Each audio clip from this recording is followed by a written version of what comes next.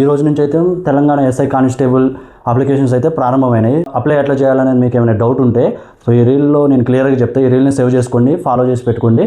So మీకు ఏమైనా doubts ఉంటే ఈ రీల్లో కామెంట్ పెట్టండి, నేను క్లియర్ చేస్తాను. సో ఫస్ట్ అయితే మనం ఇది ఫోన్లోనే ఆన్లైన్లో చేసుకోవచ్చు, లేదంటే నెట్ సెంటర్లోనే చేసుకోవచ్చు. ఫస్ట్ అయితే టీఎస్ఎల్ పిఆర్బి సైట్ని ఓపెన్ చేయండి. ఓపెన్ చేసిన తర్వాత పైన 3 డాట్స్ ఉంటాయి. దాని తర్వాత మీరు కింద అప్లై ఆన్లైన్ ఉంటుంది, అప్లై ఆన్లైన్ కొట్టండి. మీరు ఇంతకుముందు లాగిన్ అయినా ఇప్పుడు కొత్తగా చేస్తున్నా కానీ అక్కడ ఆల్రెడీ మీకు అకౌంట్ ఉందా లేదని అడుగుతుంది. లేదని నో కొట్టేసిన తర్వాత ఫోన్ నెంబర్ ఓటీపీ తోటి అయితే లాగిన్ చేసుకోవాలి.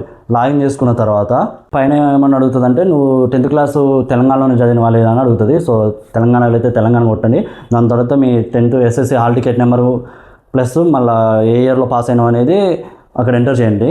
ఎంటర్ చేసిన తర్వాత సేమ్ SSC ప్రకారం మీ యొక్క పేరు, మీ యొక్క డేట్ ఆఫ్ బర్త్ సేమ్ ఉండాలన్నమాట. ఓకేనా, అక్కడ ఎంటర్ చేయండి. దాని తర్వాత మేలా ఫీమేలా సెలెక్ట్ చేసుకొని మీ క్యాస్ట్ ఏందని కొట్టండి. దాని తర్వాత మీ ఫోన్ నెంబరు, జీమెయిల్, వర్క్ చేసేటివే ఇవ్వండి. ఓకేనా, సబ్మిట్ కొట్టిన తర్వాత నెక్స్ట్ పేజీలో ఓకే అంటే మీ డీటెయిల్స్ అని ఓకే అని అడుగుతుంది. ఓకే కొట్టిన తర్వాత మీ ఫోన్ నెంబర్కి ఓటీపీ వస్తుంది, ఓటీపీ కొట్టండి. ఓటీపీ కొట్టిన తర్వాత మళ్ళీ లాగిన్ అని వస్తుంది. లాగిన్లో మీ ఫోన్ నెంబరు, మీ డేట్ ఆఫ్ బర్త్, పాస్వర్డ్ ఉంటుంది. ఆ పాస్వర్డ్ కొట్టి లాగిన్ అయిన తర్వాత మళ్ళీ కొత్త పాస్వర్డ్ పెట్టుకోమని చెప్తుంది. So me date of birth current password పెట్టుకొని మీకు గుర్తుండేది ఏదైనా పాస్వర్డ్ పెట్టుకొని మళ్ళీ లాగిన్ కండి. పోస్ట్లో ఉన్నాయి కదా అక్కడ civil, AR, SIR, CPL, warden, SPF ఏ పోస్ట్కి ఎలిజిబులో అవి సెలెక్ట్ చేసుకోండి. ఇప్పుడు కొంతమంది ఎస్ఐకి ప్లస్ కానిస్టేబుల్కి అప్లై చేస్తారు కదా, వాళ్ళు మాత్రం 1200 + 1500 సో టోటల్ పే చేయాల్సి వస్తుంది. సో మీరు దేనికైతే ఎలిజిబుల్లో దాన్ని సెలెక్ట్ చేసుకొని కింద పేమెంట్ ఆప్షన్ ఓపెన్ చేసిన తర్వాత పేమెంట్ ఆప్షన్ వస్తుంది. దాని తర్వాత క్రెడిట్ కార్డు కానీ, నెట్ బ్యాంకింగ్, ఫోన్పే ఇవన్నీ కూడా యూపీఐ ద్వారా కానీ వస్తుంది. సో మీరు దాన్ని సెలెక్ట్ చేసుకొని పేమెంట్ చేయండి. కింద మీ క్యాష్ అడుగుతుంది. క్యాష్ తర్వాత మీ ఫోన్ నెంబర్ అడుగుతుంది, ప్లస్ ఆల్టర్నేట్ నెంబర్ కూడా మీ ఫాదర్తో, మీ మదర్తో ఇచ్చుకోండి. ఇంతకుముందు చెప్పిన దాంట్లో అక్కడ మీ ఫోటో అడుగుతుంది. మీ ఫోటో అంటే రీసెంట్గా తీసుకున్న మీ పాస్పోర్ట్ సైజ్ ఫోటో కింద మీ యొక్క డేట్ ఆఫ్ బర్త్ వేసుకొని plus me date of birth plus signature కూడా ఉండాలన్నమాట. అది ఎట్లా అనేది మీరు ఎడిట్ చేసుకోవచ్చు. ఎడిట్ చేసుకొని అక్కడ అప్లోడ్ చేయాలి. అది కూడా 15 MB to 15 KB to 300 KB వరకు ఎంత ఉంది.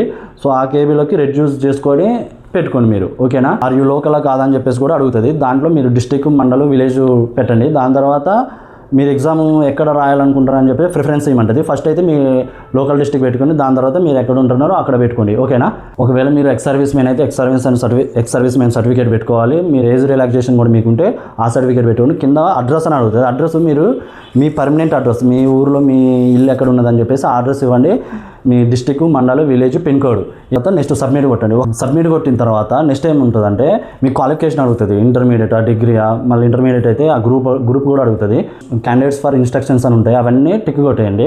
రైట్ కొట్టి అన్ని టిక్ కొట్టాలి. టిక్ కొట్టిన తర్వాత నెక్స్ట్ సబ్మిట్ అని వస్తుంది. సబ్మిట్ కొట్టండి.